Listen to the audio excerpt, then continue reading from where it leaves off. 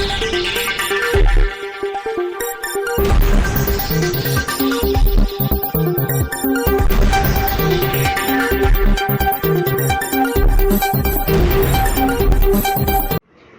પારો દિવસે ને દિવસે વધતો જઈ રહ્યો છે, જેના સંદર્ભમાં પરબો મૂકવા માંગ કરાઈ।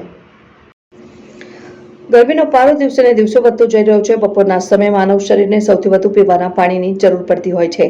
ડભોઈનગર હદ વિસ્તારમાં વર્ષો પૂર્વે ભરેલી પાણીની પરબો હાલ બિસ્માર થઈ પડી છે। તેવામાં નગરના અનેક વિસ્તારોમાં સેવાભાવી સંસ્થાઓ દ્વારા બનેલ પાણીની પરબો નગરપાલિકા દ્વારા સુવ્યવસ્થિત કરવામાં આવે તેવી વ્યાપક માંગ ઉઠી છે। બીજી તરફ કેટલાક સેવાભાવી લોકો દ્વારા જાહેર રોડ રસ્તાઓ પર પાણીના માટલા મૂકીને પરબો ઊભી કરી સેવા કાર્ય કરવામાં આવી રહ્યું છે। ત્યારે ડભોઈ નગરપાલિકા દ્વારા નગરના જુદા જુદા વિસ્તારમાં વારી ગૃહ વિભાગ દ્વારા ઉનાળા ઋતુમાં પાણીની પરબો અને માટલા મૂકી પરબ ઊભી કરવામાં આવે તેવી વ્યાપક માંગ ઉઠી છે। ઉનાળો શરૂ થાય એટલે પીવાના પાણીનો સૌથી વધુ ઉપયોગ માનવ શરીરને રાહત માટે જરૂરી હોય છે।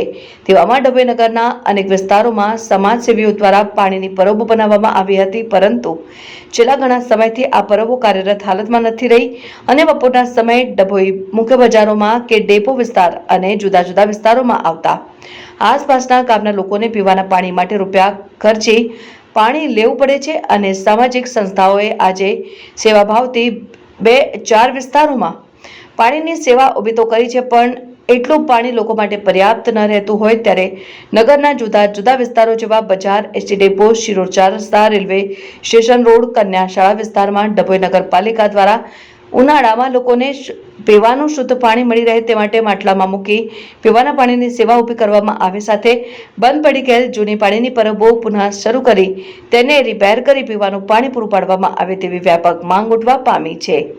રિપોર્ટર મિત માછી, શિનોર સમાચાર ન્યૂઝ, ડભોઈ।